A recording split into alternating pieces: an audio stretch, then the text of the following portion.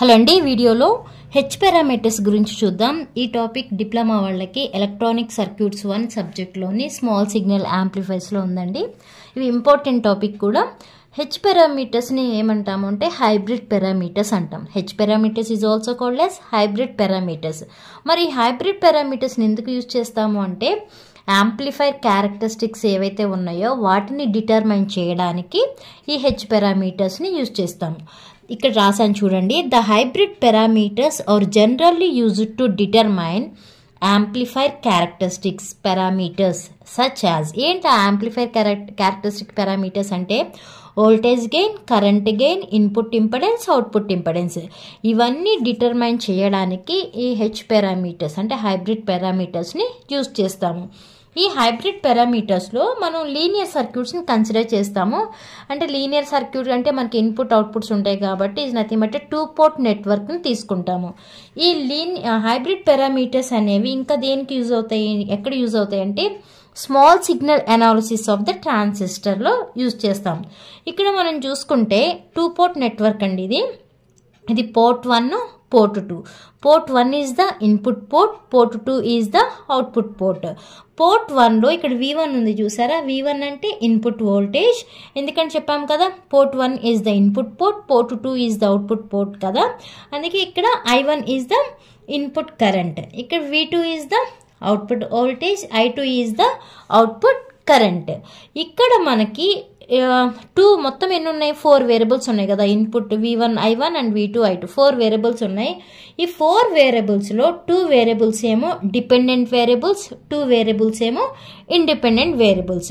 మరి ఏవి డిపెండెంట్ ఏవి ఇండిపెండెంట్ వేరియబుల్స్ అంటే V1 and I2 are the dependent variables. Okay, V1 and I2 are the dependent variables. I1 and V2 are the independent variables. Okay, I1 and V2 are the independent variables. ఇప్పుడు ఈ variables నుంచి ఇక్కడ మీకు వేసిన circuit ఏంటంటే equivalent hybrid model of A 2 port network. ఇది 2 port network కదా. ఈ 2 పోర్ట్ నెట్వర్క్కి మనం in terms of hybrid model ఎలా డ్రా చేస్తాం అనేది ఇక్కడ అండి ఆ సర్క్యూట్.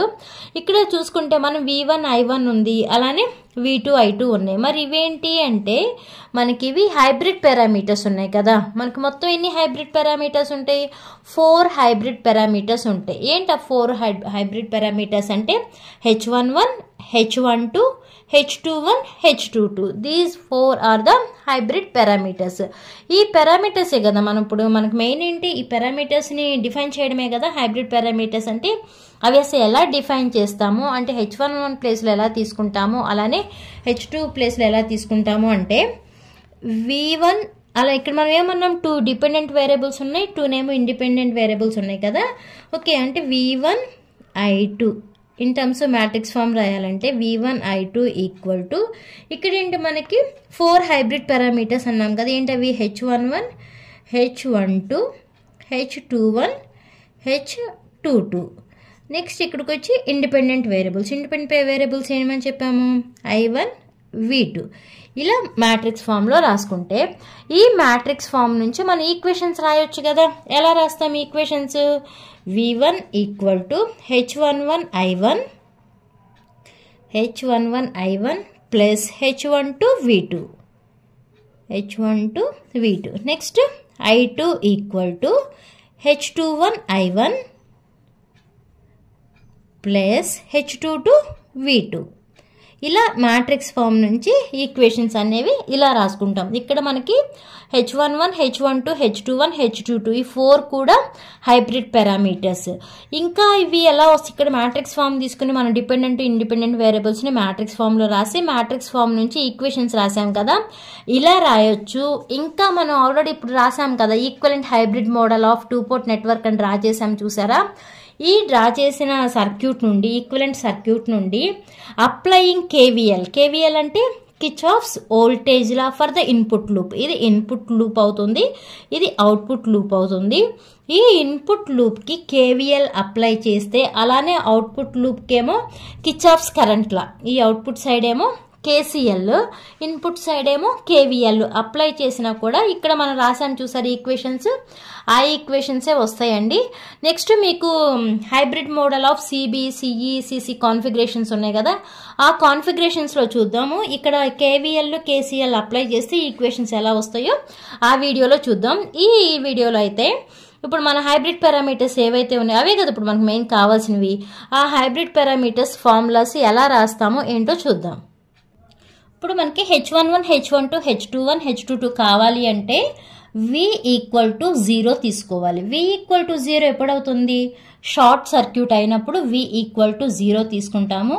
అలానే I ఈక్వల్ టు 0 ఎప్పుడు తీసుకుంటాము అంటే ఓపెన్ సర్క్యూట్ కండిషన్లో I ఈక్వల్ టు 0 తీసుకుంటాము. షార్ట్ సర్క్యూట్ కండిషన్లో V ఈక్వల్ టు 0 తీసుకుంటాము.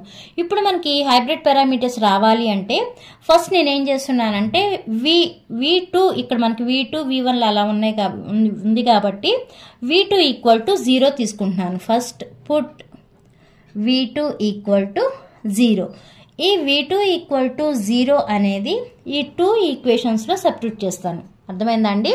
V2 ఈక్వల్ టు, ఎందుకు ఇదంతా కూడా అంటే మనకి హైబ్రిడ్ పారామీటర్స్ ఇవన్నీ రావడం కోసం ఈ కండిషన్స్ తీసుకుంటాం. పుట్ V2 ఈక్వల్ టు 0 ఇది ఫస్ట్ కండిషన్లో తీసుకుంటున్నాను. అప్పుడు ఏమవుతుంది? V1 equal to H11I1 plus H12 into V2 equal to 0 కాబట్టి ఈ టర్మ్ 0 అయిపోతుంది. అందుకే నేను వెయ్యట్లేదు. మనకి ఇక్కడ V1 ఈక్వల్ టు ఏముంది? H11I1 ఉంది. దీని నుంచి H11 ఈక్వల్ టు ఏం రాయొచ్చు? ఈ ఇంటూ I1 ఇటు ఎప్పుడు ఏమవుతుంది? బై I1 అవుతుంది. అంటే H11 equal to ఏమయ్యింది? V1 by I1 మరి ఎలా? V2 equal to 0. దీన్నే మనం ఏమంటాము అంటే ఇన్పుట్ ఇంపెడెన్స్ అంటాం. అంటే వోల్టేజ్ బై కరెంట్ కాబట్టి ఇన్పుట్ ఇంపెడెన్స్ అంటాం. మరి అవుట్పుట్ ఇంపెడెన్స్ అనొచ్చు కదా. ఇన్పుట్ ఇంపెడెన్స్ అని ఎందుకంటాము అంటే ఇక్కడ V1 ఉంది, అలానే I1 ఉంది. 1 అంటే that means port 1. Port 1 is the input, port 2 is the output కాబట్టి V1 బై I1 కాబట్టి ఇన్పుట్ ఇంపెడెన్స్ అంటాం. ఇన్పుట్ ఇంపెడెన్స్ అంటే యూనిట్స్ వచ్చేప్పటికి ఏమవుతాయండి? ఓమ్స్ అవుతాయి. ఇంపెడెన్స్ యూనిట్స్ ఏంటి? ఓమ్సే కదా. ఇప్పుడు మనం ఏం ఫైండ్ అవుట్ చేసాం? హైబ్రిడ్ పారామీటర్స్లోని H11ని ఫైండ్ అవుట్ చేసాం. ఓకే, నెక్స్ట్ ఇదే కండిషన్ని అంటే V2 ఈక్వల్ టు 0నే ఈ సెకండ్ ఈక్వేషన్లో సబ్స్టిట్యూట్ చేద్దాం. అప్పుడు ఏమవుతుంది? I2 ఈక్వల్ టు H21I1 అవుతుంది. నెక్స్ట్ ఇక్కడ V2 ఈక్వల్ టు 0 కాబట్టి 0 ఇంటూ ఎనీథింగ్ 0 అవుతుంది కాబట్టి నేను అది వేయట్లేదు. Only I2 equal to H21I1 వేశాను. దీని నుంచి నాకు H21 కావాలి. H21 ఈక్వల్ టు ఏం రాయొచ్చు? ఈ ఇంటూ I1 ఇటు వచ్చేప్పటికి ఏమవుతుంది? బై I1 అవుతుంది. అంటే I2 బై I1 అవుతుంది for V2 equal to 0. Okay, దీన్ని ఏమంటాము అంటే ఫార్వర్డ్ కరెంట్ గెయిన్ అంటాం. ఓకే, దీన్ని ఏమంటాం? ఫార్వర్డ్ కరెంట్ గెయిన్ అంటాం. ఓకే, గెయిన్ అంటే ఏంటి? అవుట్పుట్ బై ఇన్పుట్ కదా. I2 is the output current, I1 is the input current. Gain current gain అంటే ఏంటి? Output current by input current అంటే I2 బై I1. అందుకే దీన్ని ఏమంటాము? ఫార్వర్డ్ కరెంట్ గెయిన్ అంటాము. యూనిట్స్ ఏమీ ఉండవు. ఓకే, ఇక్కడ మనకు I2 బై I1 అంటే ఫార్వర్డ్ కరెంట్ గెయిన్ అంటాం. స్పెషల్గా యూనిట్స్ ఇలా ఏమీ మెన్షన్ చేయము. ఓకే, మనకి H11, H21 వచ్చింది. రిమైనింగ్ ఇంకేం రావాలి మనకి? H12, H22 రావాలి కదా. నెక్స్ట్ ఏం చేస్తున్నానంటే put I1 equal to 0 substitute చేస్తున్నాను. Put I1 equal to 0. ఈ 2 ఈక్వేషన్స్లో కూడా I1 ప్లేస్లో 0 సబ్స్టిట్యూట్ చేస్తాను. ఫస్ట్ ఈక్వేషన్లో సబ్స్టిట్యూట్ చేస్తున్నానండి. అప్పుడు V1 equal to I1 equal to 0 కాబట్టి ఈ టర్మ్ ఏమైపోతుంది? 0 అయిపోతుంది. మనకి మిగిలేది ఏంటి? H12 V2 మిగులుతుంది. నాకు H12 కావాలి కాబట్టి H12 ఈక్వల్ టు ఈ ఇంటూ 2ని ఇటు తీసుకెళ్తే బై 2 అవుతుంది కాబట్టి V1 by V2 per I1 equal to 0. Okay, ఇక్కడ చూసుకుంటే మనకి చూడండి గెయిన్ అంటే ఏమంటాము? అవుట్పుట్ బై ఇన్పుట్ అంటే గెయిన్ అంటాం. ఇక్కడ మనకి వోల్టేజెస్ ఉన్నాయి కాబట్టి వోల్టేజ్ గెయిన్ అంటాం. బట్ ఇక్కడ మనకి ఏముంది? ఇన్పుట్ బై అవుట్పుట్ ఉంది. అంటే 1 is the input port, 2 is the output port కాబట్టి V1 బై V2 ఉంది. అంటే దీన్ని ఏమని పిలుస్తామంటే మనం రివర్స్ వోల్టేజ్ గెయిన్ అంటాం. Okay, reverse voltage gain. మామూలుగా వోల్టేజ్ గెయిన్ అంటే అవుట్పుట్ బై ఇన్పుట్ ఉండాలి కదా, బట్ ఇక్కడ ఇన్పుట్ బై అవుట్పుట్ ఉంది కాబట్టి దీన్ని రివర్స్ వోల్టేజ్ గెయిన్ అంటాం. నెక్స్ట్ I1 = 0ని ఈ సెకండ్ ఈక్వేషన్లో కూడా సబ్స్టిట్యూట్ చేయాలండి. I2 = ఈ ఫస్ట్ టర్మ్ ఇంటూ 1 అంటే 0 కాబట్టి ఈ టర్మ్ 0 అయిపోతుంది. ఓన్లీ సెకండ్ టర్మ్ ఏమైతే ఉందో సెకండ్ టర్మ్ రాస్తున్నాను. ఏముంది? H22 V2 ఉంది. నాకు కావాల్సింది ఏంటి? H22 కావాలి. H22 = ఇక్కడ ఇంటూ 2 ఉంది కదా, ఇటు వెళ్ళేప్పటికి బై 2 అవుతుంది కాబట్టి I2/V2 ఫర్ I1 = 0. I2/V2 అంటే ఇదేమవుతుంది? అవుట్పుట్ కండక్టెన్స్ అవుతుంది. ఎందుకు అవుట్పుట్ కండక్టెన్స్ అవుతుంది అంటే మనకి ఇక్కడ ఉన్నది అనుకో రెండు సెకండ్ పోర్ట్ అంటే అవుట్పుట్ పోర్ట్ కాబట్టి I2/V2 = ఏంటి అవుతుంది? అవుట్పుట్ కండక్టెన్స్ అవుతుంది. Output conductance. Okay, output conductance అంటే యూనిట్స్ వచ్చి ఏమవుతాయి మనకి? మోస్ అవుతాయి కదా, అంటే ఓమ్స్కి రివర్స్ మోస్ అవుతాయి. ఇప్పుడు మనకి హైబ్రిడ్ పారామీటర్స్ ఏంటో తెలిసినాయి కదా, అంటే ఆ ఈక్వేషన్స్ అవన్నీ ఎలా రాసుకోవాలో చెప్పాను కదండి. ఇప్పుడు మనం ఈ హైబ్రిడ్ పారామీటర్స్లో మనకి 3 కాన్ఫిగరేషన్స్ ఉన్నాయి కదా, common base, common emitter, common collector configurations. దానిలో ఎలా డినోట్ చేస్తామో చూద్దాము. ఫస్ట్ మనకి హైబ్రిడ్ పారామీటర్ H11 ఉంది కదా, ఈ H11ని హైబ్రిడ్ పారామీటర్స్లో ఎలా డినోట్ చేస్తాము అంటే కాన్ఫిగరేషన్స్లో అంటే HIB, HIE, HIC. ఓకే, అంటే మీనింగ్ I అంటే మనకి H11 అంటే ఏమని చెప్పాను? ఇన్పుట్ ఇంపెడెన్స్ అని చెప్పాను కదా. I అనేది ఇన్పుట్, B అనేది కాన్ఫిగరేషన్. టోటల్గా HIB అంటే ఫర్ కామన్ బేస్ కాన్ఫిగరేషన్, అదే HIE అంటే ఫర్ కామన్ ఎమిటర్ కాన్ఫిగరేషన్, అదే HIC అంటే ఫర్ కామన్ కలెక్టర్ కాన్ఫిగరేషన్. ఇలా 3. ఇప్పుడు H11 ఇది. నెక్స్ట్ H12 ఉందనుకోండి. H12 అనేది ఏమని చెప్పాను నేను? ఇక్కడ రాసాను చూడండి. H12 అనేది రివర్స్ వోల్టేజ్ గెయిన్ అన్నాం. ఈ 3 కాన్ఫిగరేషన్లో ఎలా డినోట్ చేస్తాము H12ని అంటే HRB, HRE, HRC. ఎందుకు R రాసాము అంటే రివర్స్ వోల్టేజ్, రివర్స్ R కాబట్టి HRB అంటే ఏమని చెప్తాము?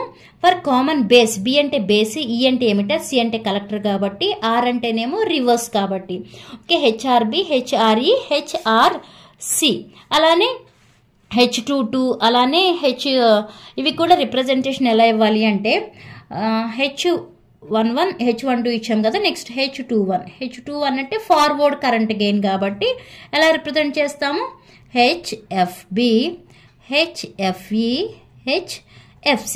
ఎందుకంటే H21 అనేది ఫార్వర్డ్ కరెంట్ గెయిన్, అందుకే ఇదేమో for base configuration, for emitter configuration, for collector configuration. అలానే H22 తీసుకోండి. H22 అంటే ఇక్కడ ఆల్రెడీ రాసాం కదా అవుట్పుట్ కండక్టెన్స్ అని. ఎలా రాస్తాము? HOB, HOE, HOC. అంటే ఇదేమో base configuration, for common emitter configuration, for common collector configuration. ఇవి మీకు ఇంపార్టెంట్. నెక్స్ట్ మనం ఏది వేయాలన్నా ఇవి ఇంపార్టెంట్. ఎలా వచ్చినాయి అర్థమైనాయి కదా. I అంటే ఇన్పుట్ ఇంపెడెన్స్, R అంటే రివర్స్ వోల్టేజ్ గెయిన్, F అంటే ఫార్వర్డ్ గెయిన్, అలానే O అంటే అవుట్పుట్ కండక్టెన్స్. అలా అందుకే రిప్రజెంటేషన్ ఇలా ఇచ్చాం. B అంటే బేస్ కాన్ఫిగరేషన్, E అంటే ఎమిటర్ కాన్ఫిగరేషన్, C అంటే కలెక్టర్ కాన్ఫిగరేషన్. ఇవన్నీ కూడా ఓన్లీ హైబ్రిడ్ పారామీటర్స్ ఏంటో చెప్పామండి.